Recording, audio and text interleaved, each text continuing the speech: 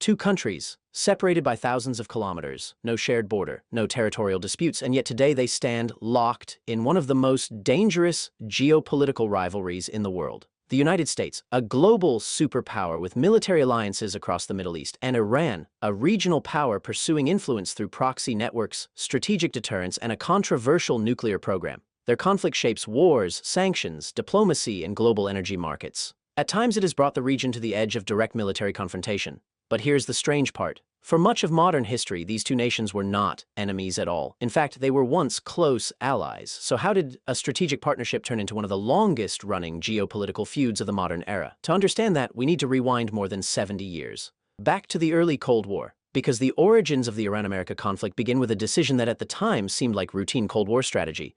But that decision would trigger a chain reaction that still shapes global politics today. Today, the relationship between the United States and Iran is defined by confrontation, economic sanctions, proxy conflicts, cyber operations, covert intelligence activities, and a persistent crisis over Iran's nuclear ambitions. American aircraft carriers patrol the Persian Gulf. Iranian missile forces threaten regional military bases, and across the Middle East, rival alliances compete for influence. But this rivalry did not emerge overnight. Its roots go back to a single turning point in 1953, an event that would permanently alter Iranian politics and redefine how millions of Iranians viewed the United States. In the early 1950s, Iran was undergoing a political transformation. The country had a constitutional monarchy, but real political power was shifting toward an elected government. In 1951, a nationalist politician named Mohammad Mossadegh became prime minister. Mossadegh had a clear agenda: economic sovereignty, political independence, and control over Iran's most valuable resource, oil. At the time, Iran's oil industry was dominated by a British corporation known as the Anglo-Iranian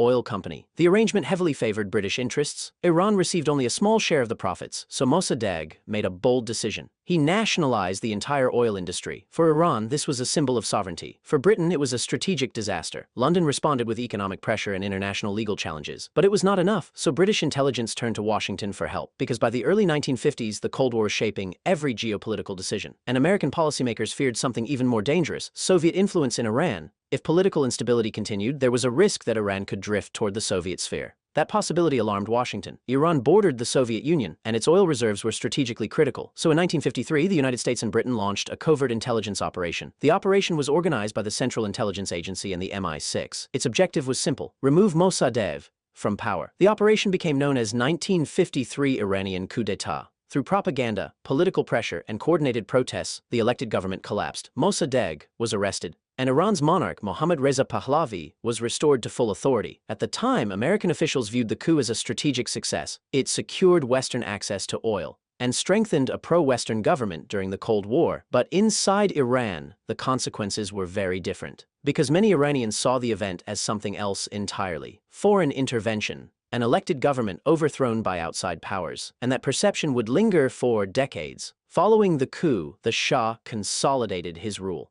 Iran became one of Washington's most important allies in the Middle East. American military advisors helped modernize the Iranian armed forces. Economic cooperation expanded, and Iran became a key pillar of U.S. regional strategy. But beneath the surface, political tensions were building. The Shah ruled as an authoritarian monarch. Opposition parties were suppressed, and a powerful secret police force known as SAVAK monitored political dissent. At the same time, rapid modernization was transforming Iranian society. Urbanization accelerated, Western cultural influence expanded, economic inequality widened. For many Iranians, modernization came with political repression, and resentment began to grow. What happened next would completely reshape the geopolitical landscape of the Middle East. In 1979, Iran experienced one of the most significant political revolutions of the 20th century, the Iranian Revolution. A broad coalition of political groups, religious leaders, students, workers, and nationalists, united against the Shah's government. Protests spread across the country, political control collapsed, and the Shah fled Iran. Into this political vacuum stepped a religious leader who had spent years in exile, Ruhollah Khomeini. Khomeini returned to Iran in early 1979. Within months, the monarchy was abolished. Iran became an Islamic republic, and the country's political ideology shifted dramatically. The new government rejected Western political influence. It denounced American involvement in Iranian affairs, and it positioned itself as a revolutionary state, opposed to Western dominance in the Middle East. But the confrontation between Iran and the United States was about to escalate even further.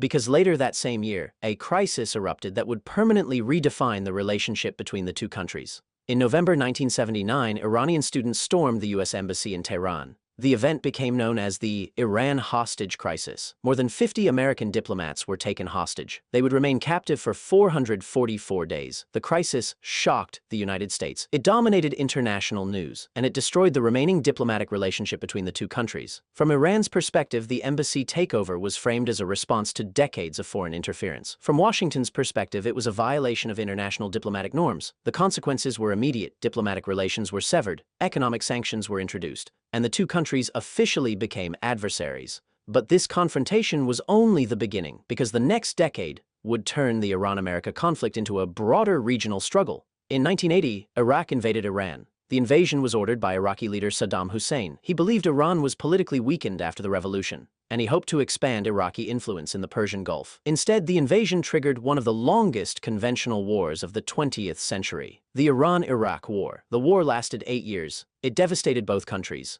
and it drew in international actors. The United States did not directly join the war, but Washington viewed revolutionary Iran as a strategic threat. So American policy tilted toward Iraq, providing intelligence and indirect support. At the same time, tensions between U.S. forces and Iran escalated in the Persian Gulf. Oil tankers were attacked, naval confrontations occurred, and in 1988, a tragic incident intensified hostility even further. A U.S. Navy warship shot down an Iranian passenger plane. The flight was Iran Air Flight 655. All 290 people on board were killed. The United States described the event as a military mistake, but in Iran, it reinforced a growing narrative that the United States was an aggressive and hostile power. The psychological impact of that event still shapes Iranian public opinion today. By the 1990s and early 2000s, the conflict had entered a new phase. Direct war was unlikely, but strategic rivalry intensified. Iran began expanding its regional influence, supporting allied groups across the Middle East, from Lebanon to Iraq to Syria. This strategy relied heavily on proxy networks, political movements and militias aligned with Iranian interests. For Washington and its regional allies, this expansion raised serious concerns. At the same time, another issue began to dominate the relationship: Iran's nuclear program. Iran insisted the program was for civilian energy production, but Western governments feared it could eventually lead to nuclear weapons capability. Diplomatic tensions escalated, international sanctions expanded, and negotiations began between Iran and major world powers. After years of diplomatic negotiations, an agreement was reached in 2015. The deal was known as the Joint Comprehensive Plan of Action, often called the Iran Nuclear Deal. Under the agreement, Iran agreed to strict limits on uranium enrichment.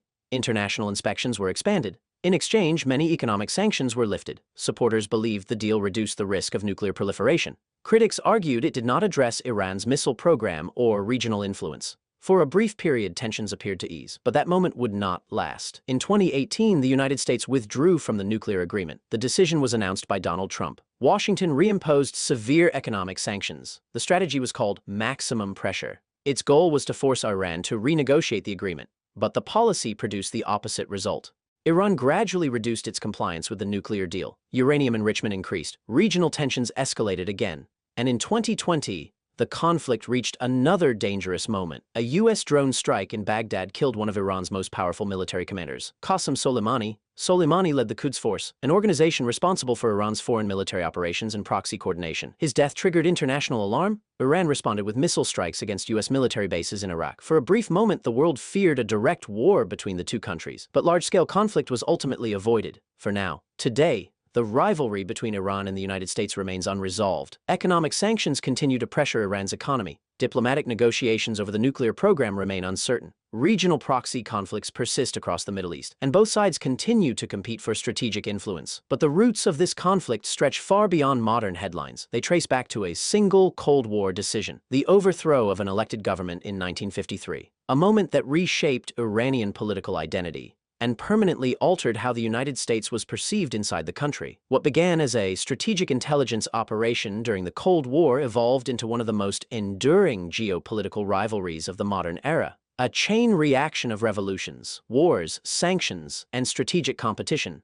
The consequences are still unfolding today, and the future of this relationship remains uncertain, because history rarely ends with a single event. Instead, it moves forward through decisions, reactions, and unintended consequences. And that is how a partnership became a 70-year geopolitical feud. If this breakdown helped clarify one of the most complex conflicts in modern international relations, consider subscribing for more deep dive geopolitical documentaries.